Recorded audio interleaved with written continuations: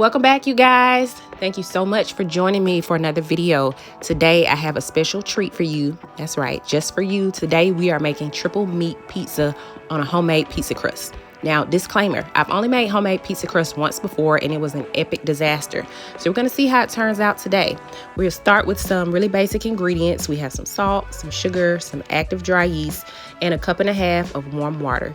You can get the water straight out of your hot tap, but you wanna make sure that it's between 105 degrees and about 120 degrees, because if it gets too hot, it's gonna kill your yeast and then the inside of your crust won't fluff up and be soft and fluffy and delicious goodness.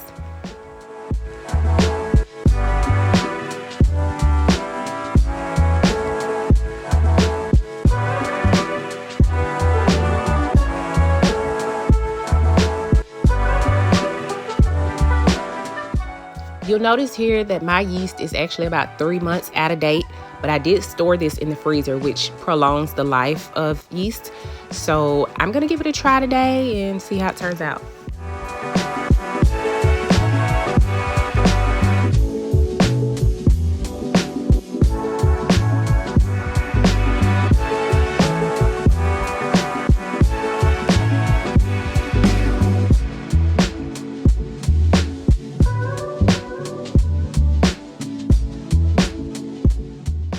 So to the bowl of your stand mixer, you're gonna add 4 cups of all-purpose flour, 1 teaspoon of salt, 2 teaspoons of minced garlic, 1 teaspoon of Italian seasoning, and about 1 tablespoon of olive oil.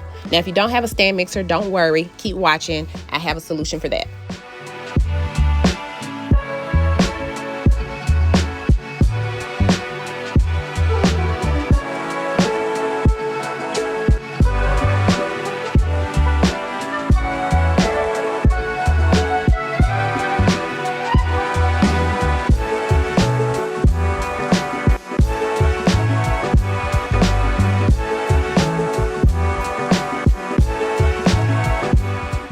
Your yeast mixture should be looking similar to this after about 5 minutes. Add the yeast mixture to the flour and salt, and you see there we have lots of bubbles, so I think this yeast will end up working out pretty good. If you do not have a stand mixer, don't use a hand mixer. The motor in a hand mixer is really not equipped to mix up dough, and you can burn out the motor in your hand mixer. So if you don't have a stand mixer, I would encourage you to get what's called a Danish dough whisk that allows you to mix up doughs by hand. Check the description box for an Amazon link to one that I recommend. About 5 to 7 minutes of mixing should be plenty. You want to mix your dough until it pulls away from the sides of the bowl and comes together in a ball.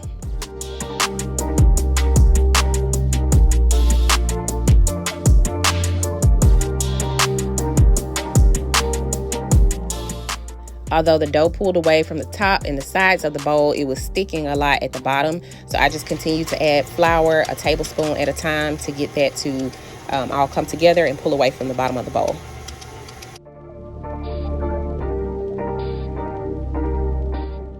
A word of advice, measure your water properly at the beginning of this recipe. I did not, and that's why I was having so many issues with my dough being too sticky. You want to take a greased bowl. I have some spray canola oil that I'll be using, but you use whatever you have, and that's what you will put your dough into. Then you'll cover it with either plastic wrap or a clean dish towel and put it into your oven with the light on, just the light, no heat. And you want to let it proof, which means to rise. You want to let that happen for about an hour or until your dough has about doubled in size.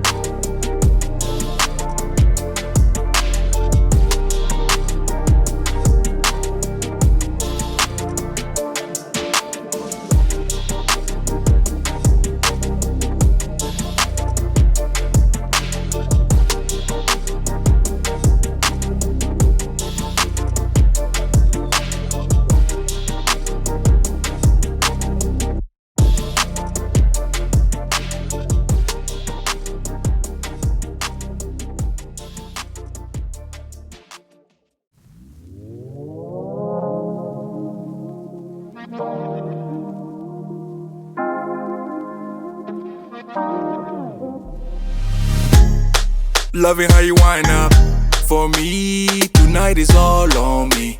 Mash up the place for me. Yeah, yeah. She just want a highlight. Ooh, wee, that body talk to me. I need a taste, baby. Loving the way you move around me. No more delay. No, you can wait to shut it down. Want you show me how you work it? I can't find no flaws, you perfect. Cause every time that you come around my way, I keep falling again. I keep falling again. And every time that you come across my mind, I keep falling again. I keep falling again. In love. This is what our dough looks like after proofing in the oven for 1 hour. I think we would have got a better rise if our yeast had been really fresh and within date, but this was still pretty good. Now this recipe makes 2 pizzas, so we're gonna cut it in half and work with the 1/2. And now that the dough is out of the oven, go ahead and preheat your oven to 450 degrees.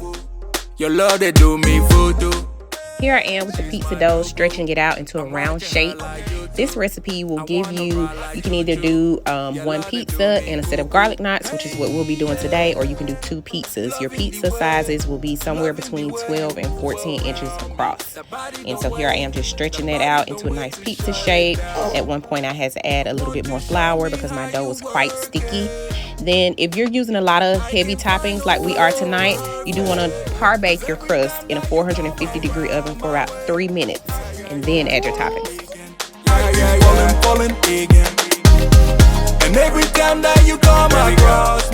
So for the sake of time, we are using the traditional Prego as our pizza sauce. In the future, I will make this with my own pizza sauce from scratch. I have a couple of different recipes I want to try, but on this particular night, had a lot of things going on with the kids, and it was already running past the time that we normally eat dinner, so I just whipped out this jar of Prego, and it got the job done.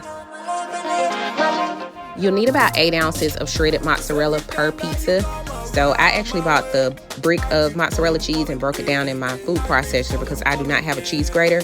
I strongly discourage you from using the shredded cheese that comes in the package because it comes coated with something to keep it from sticking together, and because of that, it doesn't melt down very well.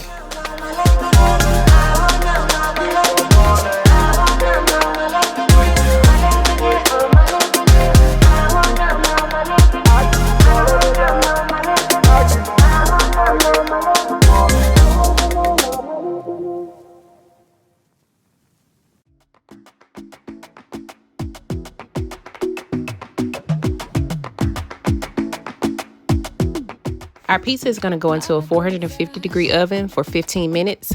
Because oven temperatures can vary, you should start checking your pizza around 12 minutes. Here's the other half of our dough. So I'm going to take that and cut it into 8 pieces. And I'm going to roll each piece into like a little log. And then I'm going to tie it off into a knot. And those will be our garlic knots. Suddenly I feel so rich, but I don't know the thing. Oh, I can't let this slip, no. I gotta seize the moment. Have you even noticed?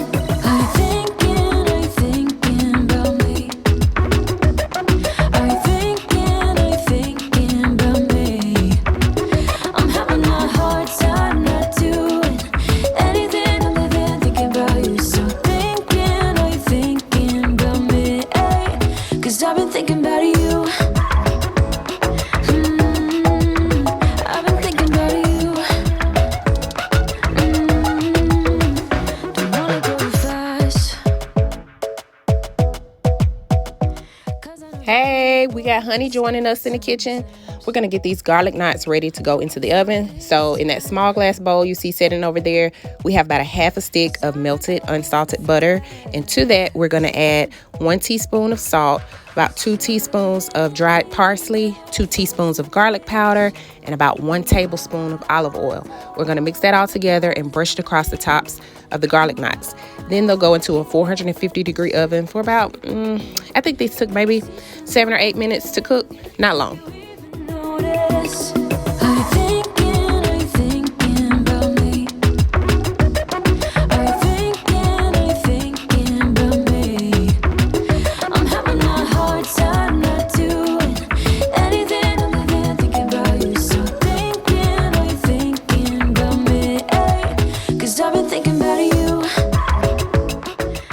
Here's our pizza coming fresh out of the oven, looking, smelling amazing. The only thing was the edges of the crust looked a little bit dry to me, so I had some of that leftover garlic butter mixture that we put on the garlic knots, and I did brush that along the edges of my pizza.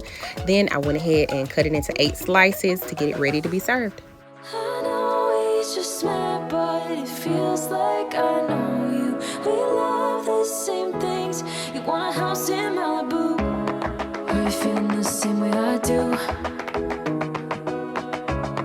Are you feeling the same way I do? I'm thinking. So this is how it turned out, guys. It was so good. Like, so good. Like, no more frozen pizzas in my house good. And next time, I will definitely try making my own sauce and try out some different toppings, things like that. If you try it, make sure you drop down in the comments below. Let me know how it turned out for you. Thanks for watching. 'Cause I've been thinking about you.